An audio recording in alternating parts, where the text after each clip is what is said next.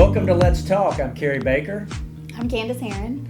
And I'm Cletus Stewart. Today we have as our guest Miss Sandra Martin, who is the Dean of Housing on our campus. And well, Sandra, just tell us about what you do and how your experience has been here. Okay. Well, I actually came to school here in 1997 as a student, and my dream was I was going to leave and go and do research in the agriculture world. And so I got an agriculture education degree, and there were no teaching jobs open when I graduated, and so I decided to stay on staff as a grad assistant, and so that just transformed in a 20-year career so far. Wow. I have been here, and so And you've done several different jobs. Yes, I've worked in student activities, employment resource centers, and housing, and dean of students, and everything in between. So I think housing is my favorite because I get to do lots of fun to student things. Discipline was definitely not my favorite. Definitely not. Not either. I know.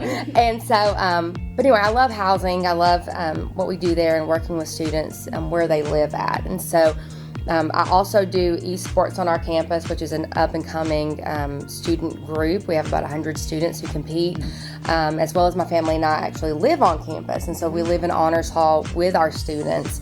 And so that's been a really neat dynamic to give my children the experience to grow up in the college world. So they think they're, just like the college kids, though that they're big brothers and sisters. So they love it living here. So.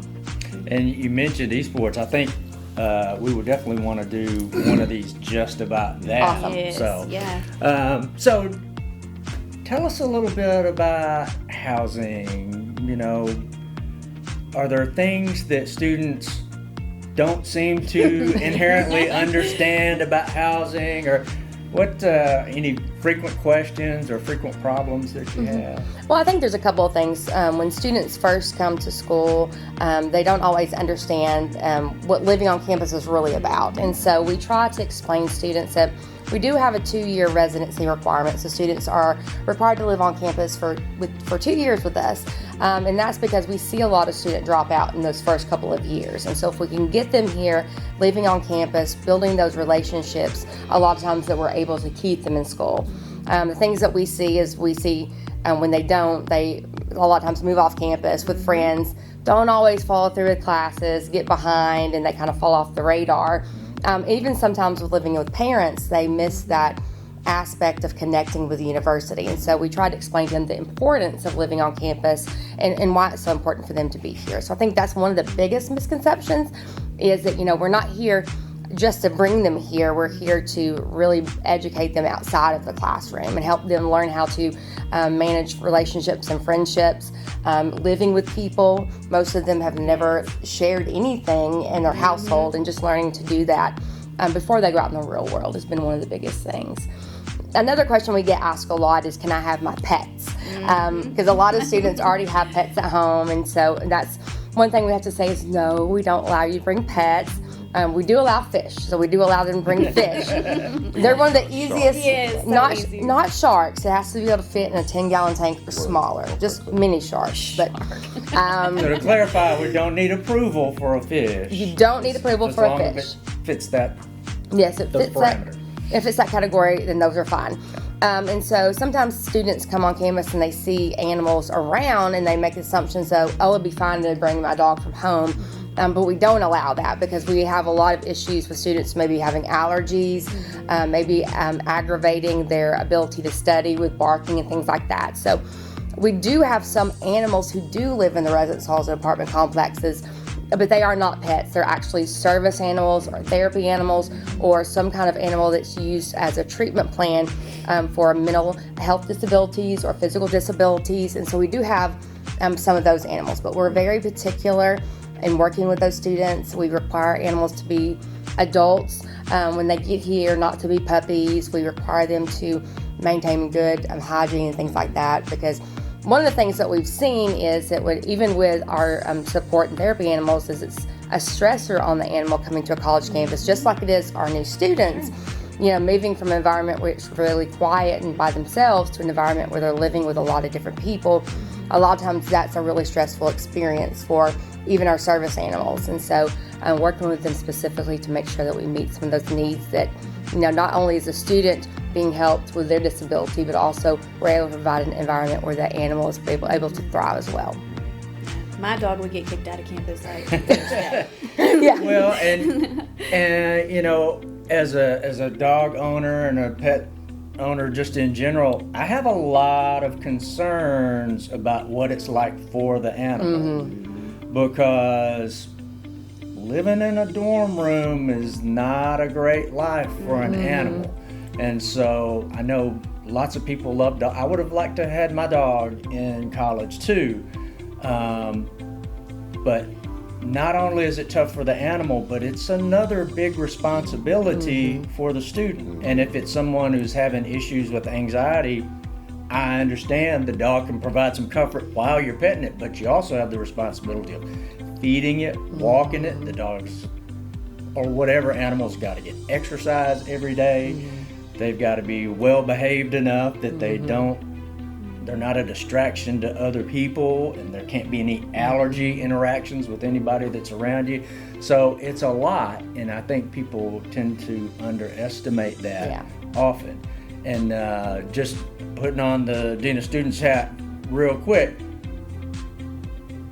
an animal who's not treated right is going to be taken very seriously by the university. It's a big responsibility that I just hope everyone will consider before they start putting in that paperwork, because it could add to somebody's anxiety if they're really not used to doing that. Oh yeah, and we've had several students who have gotten approval to bring their assistance animals on campus and then remove them that same semester because they realize this is way more than I expected. You know, my dog is in a crate while I'm in classes, and so it's there for a long period of time, and so it's not used to being by itself, so it barks. Or even if you have a cat, you know, we require them to be crated when you're not there. And so, you know, animals aren't used to being boxed up for a long period of time. And so it's a really big stressor for a lot of those. And just the caring for the animals and upkeep with food and grooming and things like that, a lot of our students don't think about that in advance. Yeah, just like going to class, you can't just go right to lunch with your friends. You got to go back and check on your animal, and that's the kind of stuff I know I wouldn't have thought about. Yeah. Right. Well, with that, and even having a dog later in life, if you're going to go somewhere, that dog's got to go with you. Yeah. You can't leave somebody else in charge of your animal. You've got to, take it to a kennel or take it with you. But, you've got to think about all the things that you want to do during the semester and have arrangements for that animal the whole time. What about for the apartment complexes on campus? Is that same policy? It is the same. It's for all of our any kind of university housing. We don't allow pets, and so the same thing for all of our apartment complexes as well. And so it gets a little bit tricky, even if you have approved animals that are for assistance animals, and you have multiple people having animals together. And so it gets a little bit tricky in that, as we go through that process. But it is the same for all the apartment complexes. I'm sorry. Go ahead. No, go ahead. When I was in college, I stayed in a dorm. But then when I started working here, that was a word that wasn't the best. I mean, it was almost like a cuss word. That is a cuss word. Yeah. Very much so. And so it's residence hall. So talk to us a little bit about the difference between dorm environment and a residence hall. Yeah, we get really offended when people call it dorms. And so our former boss, Dean Corson, was very adamant in us understanding that. And so we consider dormitories a place where you go and lay your head down to sleep, and that's pretty much it. You just live there. But we think residence halls are a lot of different in the fact that you really live there, and the fact that you build relationships or activities going on. Community. You're building a community. You're building that, it's a small scale picture of the real world. Yeah. And so imagining you're living in a community, in your house, in a neighborhood, a residence hall or apartment complex is just a small picture of that. So what we're doing is helping prepare people for the real world into a larger community where they're out, building relationships with their neighbors, building relationships with their coworkers and things like that. So remember that, Mule Riders, we live in residence halls. Yes. not dorms. Cannot say dorm. Don't call and ask about the dorm. Oh, yes. What about security in the halls? We have desk workers who work from 8 p.m. to 4 a.m. and they just help us monitor throughout the building, make sure people come in safely, they greet them, things like that. We also have our resident assistants or our community advisors. There are student staff that live in the halls on the floors with our students. And so they're there to help make sure everything is going okay. They're there to help to make sure that, we answer any questions, fix any problems, things like that. But we're so lucky that we have an amazing police force. So if students ever feel like they don't feel safe or they don't feel comfortable even walking to their car or to the library, all they have to do is pick up the phone and call them, and they'll come escort them and take them anywhere they need to go. And so we've been very proud that we've had a great relationship with them, so we were able to take care of those things. That's another thing when it comes back to transitioning, living on campus and having that is so nice. I know for parents, because I do speak with a lot of parents, that's real big for them. Yes, for sure. But there's no curfew, so Yes. that is another question I get a lot: is there curfew? Yes. Just hours, correct? Yes, we don't require students to check in at night to let us know that they're in their bed tucked in. Because they're for the most part over 18. We try to give them that sense of adulthood, but also checking in to make sure that everything's going okay. So It's perfect. yeah, so we do visitation hours. So there is a time during the day that they can have visitors in their room, but then in the evening they're asked to leave. And so that's just to make sure, it's a courtesy for their roommates. It gives them a time that that we can walk around freely in the halls and not have to worry about guests here. It's and just our family. And so we do that. One of the other questions we get asked a lot is our students come in saying, "I want a private room," and because a lot of our students have only had their own room growing up at their house and not ever had to share with a roommate. And so in the last years, we've added about 200 private rooms on campus. But I always like to tell people that there are pluses and minuses for both. Absolutely. And so one of the things that we see is our students coming in, especially as freshmen, who get private rooms really miss out on the connections with their classmates and their friends, especially if someone's naturally more introverted. A lot of times that they find themselves going to the room and just being in the room by themselves. And so they're not necessarily making those relationships and friendships, saying, "Hey, let's go eat in the cafeteria," or "Let's go do this." And so they feel a little bit more isolated. So while it may look beautiful on the outside, private room is not always the best. And on the flip side, with a roommate, you get to learn a little bit about somebody else. You get to learn how to give and take. It's kind of like living with your brother and sister. Is everything going to be peachy all the time? Probably not. You're going to have some times where you may not agree on things, but it gives you an opportunity to learn how to deal with those and learn how to make compromises, learn how to work out problems when those same things arise. Do you get to choose your roommate? You do get to choose your roommate, and so that's one of the exciting things. We use Star Res here, and so in the last couple of years, we've added in almost like a matchmaking portal part of the application. It's kind of like Match.com for roommates, yes. And so they're able to go in and look at different people's profiles to see what their interests are and to see if that's somebody they would be a good fit for. A lot of times, people will pick people they're friends with at home. Sometimes that works, sometimes it doesn't. It really doesn't. I know. Seriously, Yes. sometimes. And so think that. sometimes I tell people, if you are best friends with someone, really think about that, because when you are best friends with somebody, you're a lot more likely to tell them what you really think and how you really feel than you would a stranger. And so even thinking about my siblings, if they got on my nerves, I would just tell them exactly what you're doing to get on my nerves. But if it would be somebody I'm a little bit less familiar with, I'd have a little bit more grace and forgiveness and be a little bit more kind. And so we see a lot of times hitting about Thanksgiving when best friends live together. Usually around Thanksgiving, we start seeing things not going so well. And that's usually when we see the big split. And so, so we let students really, think about that. Is it somebody that may be good and it might be a good fit, but also rooming with somebody you don't may be a good fit as well. Yeah. Right. And I think that's something, when you're going off, this is a big life change. Yeah. When you go off to college and you've had a certain level of security at home, and then all that kind of gets stripped away, that's exciting about that. But if you go there and your best friend is going to be like your security blanket, you can get a little too close. Yeah. Where even at home, you might have had sleepovers or whatever, but generally you went home. You had space, and now you don't have that space. And I've told even my own kids the same thing. Rooming with your best friend could be a good way to lose your best friend. And you made a really good point. Somebody that you don't know as well, you're probably going to be a little more on your best behavior. I did not love having a roommate in college, but it's a great experience because if you are going through this big life change and you're in a room by yourself, it's real easy to just stay there. Yeah. You know, you trying to create your own little comfort zone, and there's a time and place for that. But when it gets to be all the time and you get a little too safe and maybe I won't go to class today, you know, you've got a level of engagement when you have a roommate that you don't have otherwise. You can kind of remind each other about things.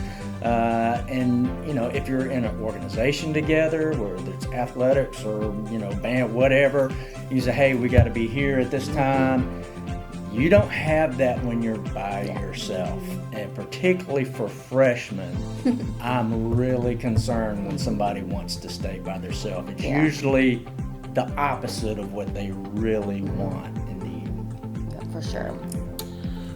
You mentioned engagement just a second ago. What have you found to be, or have you found any challenges with today's student to get them engaged in the hall programs and then programs across campus versus those students that were here, say, a generation or two ago, that you know, all you had to do is just say something and students would just show up, or you know, play some music and students would just show up. But do you see any challenges with engaging students today as opposed to or versus times past? We do. I think with this generation, they're a lot more technology driven, and so a lot of the times in their kinds of engagement and their kinds of involvement haven't necessarily included going somewhere and doing something in person. They've included a lot of stuff online or online communities.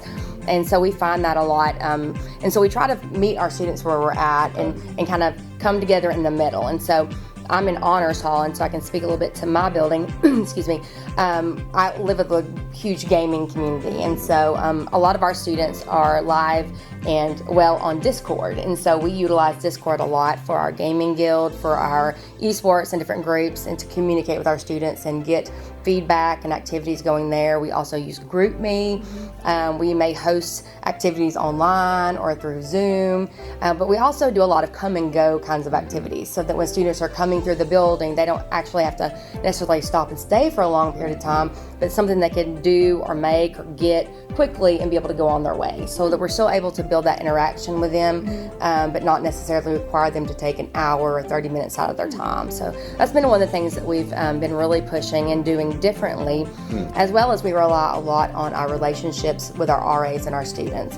And so if a student has a really good relationship with their RA, they're more likely to come to something that we're doing because they feel comfortable just to be there, compared to somebody who doesn't necessarily have that. So I'm really passionate about working with students with disabilities, and so one thing I'm really proud about with our campus is we are not a one-size-fits-all place. And so especially working with our students like with autism or the neurodiverse groups, they may not always feel comfortable just coming out to an event, but building those relationships behind the scenes and finding out what they need a lot of times will help us kind of get them to the place where they do feel comfortable building those relationships. That's beautiful. It is.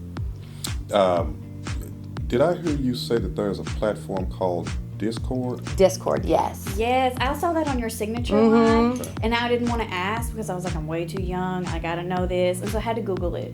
Yes. Because I didn't know what it was. Yes, I consider myself kind of semi-cool because I know exactly what it is, and I have built my own servers. It is basically, I say it's like where you take Zoom, Facebook, and a chat room and shove it all together. And so students can go in there and it's basically have different channels. And so different topics you can talk about, and they can log in there and just talk.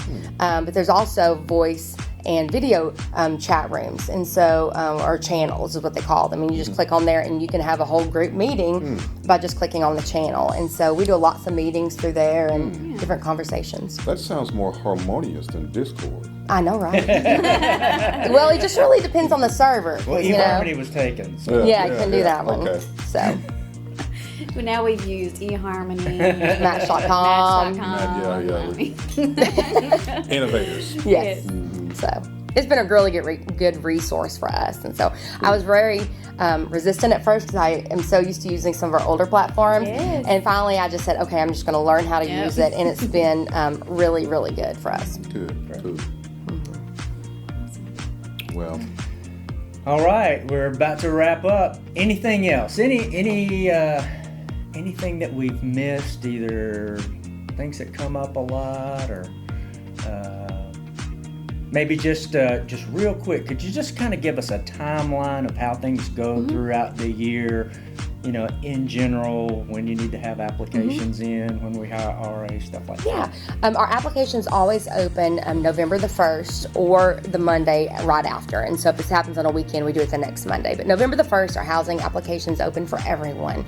And then we allow students to start filling those out, finding their roommates. We create roommate groups. And so if you and your 3 best friends want to be in a group together, we allow you to do that. And then so once we come back in the spring semester, usually in February, we start allowing our returner students to select their rooms, and then at the beginning of March, we allow our new students to start selecting their rooms. And so we let them actually pick their specific room number. So they'll get to have a lot of choices there. Usually around March to April, we start selecting RAs for the upcoming year. And so we're in that process right now with applications. And so we will be processing that so that we can get a good staff for this upcoming year.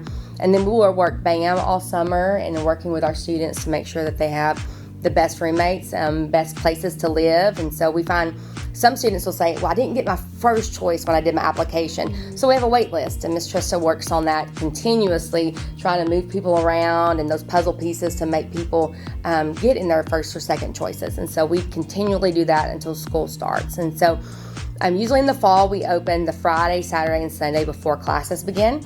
And so for move-in, so we allow students to start coming in and start setting up their room, get comfortable before we ever open. So I think one of the biggest things that we could tell people and their parents and our students is that our office is very much an open door office. And so we all have a passion for our students. And so if a student says, I have a problem or I want something specifically, come meet with us. And so a lot of times we are able to make things happen that they thought never could.